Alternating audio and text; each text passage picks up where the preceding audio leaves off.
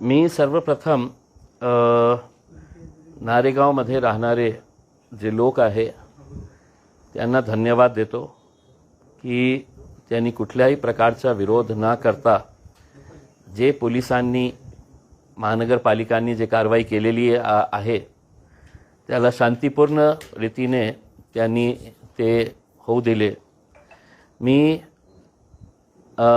मतींच्या परिवाराला सलाम करतो की ज्यांनी महानगरपालिकेचे अधिकाऱ्यांना पोलिसांना जेव्हा फुलांचा वर्षाव करत होते तर खऱ्या अर्थाने ते फुलांचा वर्षाव त्यांच्यावर नहीं होता, नाइंसाफ़ी की अर्थी के ऊपर वो फूलों का अर्पण कर रहे थे। या देशामध्ये जे आज सुरू आहे, या राज्यामध्ये जे आज सुरू आहे त्याचा आम्ही सुरुवातपासून निषेध करत आहे। एखादा माणसावर आरोप होतो आणि तुरंत काही राजनैतिक पक्ष त्याला दोषी ठरवून टाकतात, काही संघटनांचे लोक त्यांना दोषी ठरवून देतात आणि दुर्दैवाने the fourth pillar of democracy जे आपला मीडिया आहे त्यांचाही रोल जे आहे ते निंदनीय आहे। कारण आमची अपेक्षा यांच्याकडून हे आहे की त्यांनी प्रश्न विचारायला पाहिजे की तुम्ही हे जे कारवाई करत आहे, आज जे तुम्ही जे कारवाई केलेली आहे, क्या या शहरामध्ये फक्त एकच घर आहे की जे इल्लीगल आहे किंवा अनऑथराइज्ड आहे? इल्लीगल असेल तर इल्लीगल आहे, त्याच्यामध्ये काही दुमत नाही आहे, पण हे जे पिक अँड चूजची जे पॉलिसी सुरू आहे त्याचा आम्ही निषेध करत आहे। आपल्या राजनैतिक रोट्या भाजण्यासाठी हे जे सगळं करण्यात आलेलं आहे। माझा थेट प्रश्न आदरणीय हायकोर्टला आहे की जेव्हा हे हिअरिंग सुरू होती काल, तर मतींच्या वकिलांनी 15 दिवसाची मुदत मागितली जे सुप्रीम कोर्टाच्या ऑर्डर प्रमाणे आहे। सुप्रीम कोर्टाने ऑर्डर दिलेला आहे की कोणत्याही घर पाडण्याच्या अगोदर 15 दिवसाची नोटीस द्या आणि त्यांच्याकडून खुलासा मागा आणि नंतर तुम्हाला जे कारवाई करायची आहे। महानगरपालिकाचे जे वकील होते, सरकारी वकील जे होते, त्यांना हे मान्य नाही होतं आणि मग त्यांनी ओपन कोर्टमध्ये सांगितलं की आम्ही 7 दिवसाची हे टाइम पिरियड देतो।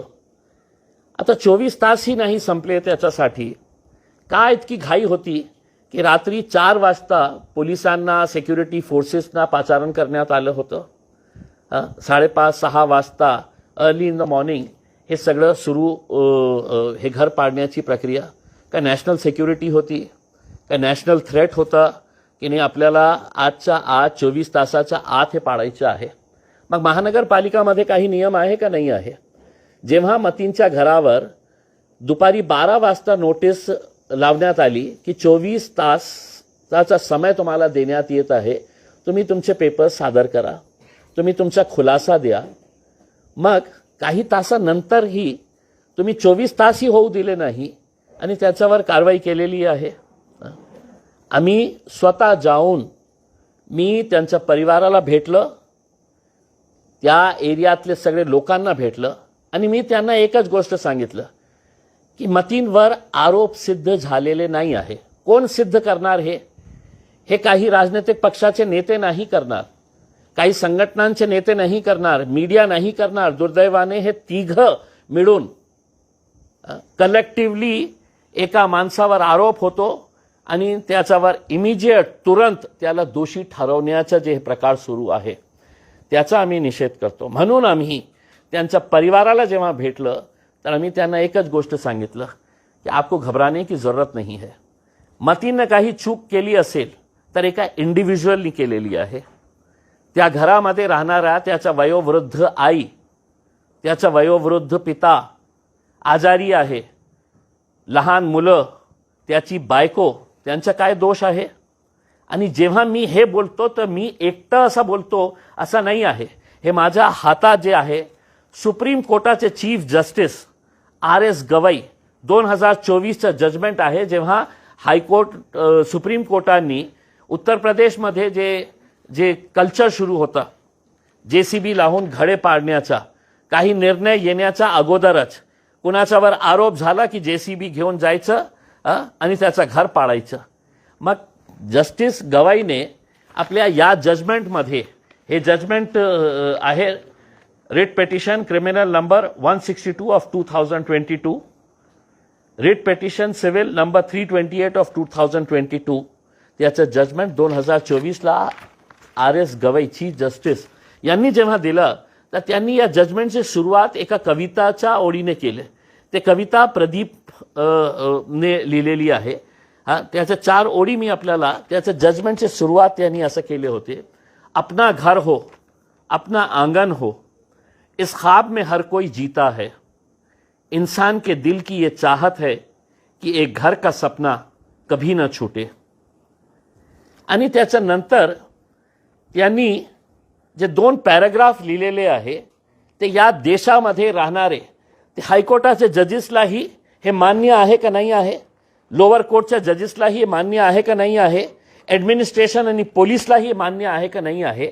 जेव्हा त्यांनी हे लिहिले, it is a dream of every person, every family to have a shelter above their heads. A house is an embodiment of the collective hopes of a family or individual's stability and security. An important question as to whether the executive should be permitted to take away the shelter of a family or families as a measure for infliction of penalty on a person who is accused in a crime. याचा अर्थ काय आहे की supreme कोर्टाने हे प्रश्न विचारलेला आहे की आपण प्रशासनाला, सरकारला हे अधिकार देऊ शकतं का की एका माणसावर फक्त आरोप झाले आणि त्याच्या पूर्ण फॅमिलीला किंवा फॅमिलीजला त्या घरातून आपण बाहेर काढून त्या घर पाडण्याची परवानगी देऊ शकतं का आपण. हे सुप्रीम कोर्टाचे चीफ जस्टिस RS गवई जेव्हा हे प्रकरण कोर्टामध्ये गेलं होतं तर हायकोर्टाला हे माहीत नाही आहे का की सुप्रीम कोर्टाने हे निर्णय दिलेला आहे आणि इतकं क्लिअर ऑब्झर्वेशन्स आहे त्याच्यामध्ये. मग हे या राज्यामध्ये काय गुंडाराज सुरू आहे का? आहे गुंडाराज सुरू. कोणीतरी पालकमंत्री बसतो, कोणीतरी नेता जाऊन मागणी करतो, कोणीतरी हे म्हणतो की आम्ही JCB ला स्वतः घेऊन जाऊन हे पाडू करके. हे गुंडाराज नाही आहे तर काय आहे? तिथे का विरोध केलं नसतं का लोकांनी? मी नाही गेलं असतं रात्री 2 वाजता तर लोक विरोध करणार होते. मी त्यांना एकच गोष्ट सांगितली होती की तुमचं घर पाडण्यासाठी ते येत आहे, ते घर पुन्हा बांधण्याची जबाबदारी आम्ही घेणार. ते घर आम्ही बांधून देणार. आणि आम्ही म्हणजे या देशामध्ये जे आज ये गुंडा राजपासून जे लोक त्रस्त झालेले आहे, हैराण झालेले आहे, हे सगळ्यांची जबाबदारी आहे.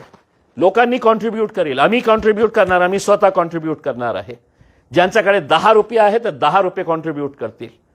कारण सरकारला आम्हाला एक मेसेज द्यायचा आहे की तुम्ही या गुंडागर्दी करून एक घर पाडू शकता. घर बांधण्याची ताकद, हिम्मत आमच्यामध्ये आहे. आणि ज्या माणसाचा तुम्ही घर पाडलेले आहे ते आत्तापर्यंत त्याला दोषी ठरवण्यात आलेला नाही आहे. दुर्दैवाने कोणी दोषी ठरवलेले आहे आपल्यालाही माहीत आहे आणि आपण सुद्धा याच्यामध्ये दोषी आहे. या देशामध्ये जे काही चाललेलं आहे याच्यामध्ये आपलाही सहभाग इतकंच मोठा आहे. या देशातल्या मीडियाला जे आज त्यांना प्रश्न विचारत नाही आहे, का तुमची हिंमत झाली नाही आहे की म्युन्सिपल कमिशनरला प्रश्न विचारण्याची की हे माणसाचं घर तुम्ही काय एकटं आहे, एक घर आहे या शहरामध्ये. 40% इल्लीगल कन्स्ट्रक्शन्स, त्याच्यामध्ये अनेक किती असे घरं आहे जे भारतीय जनता पार्टीचे निवडून आलेले कॉर्पोरेटर्सचे आहे. हे डॉक्युमेंट्स आहे आमच्याकडे. आज जाणार आम्ही महानगरपालिकेच्या आयुक्तांना हे दाखवणार आहे की तुम्ही लिहिलेले आहे या डॉक्युमेंटमध्ये की हे इल्लीगल कन्स्ट्रक्शन आहे, त्या कॉर्पोरेटरची सदस्यता रद्द करा, हे तुम्ही लिहिलेले आहे. मार्चचा ऑर्डर आहे तुमचा. मग का करण्यात येत नाही याच्यावर कारवाई? की फक्त तुमची सरकार आहे? मग या देशामध्ये, या राज्यामध्ये 2 कायदे आहे की इम्तियाज जलीलसाठी वेगळा कायदा आहे आणि ह्या भारतीय जनता पार्टीचे किंवा शिवसेनेचे लोकांसाठी वेगळा कायदा आहे. असं होऊ शकत नाही. पण तुमच्यामध्ये हिंमत नसेल तर आमच्यामध्ये हिंमत आहे. आम्ही जाऊन हे प्रश्न विचारणार आहे.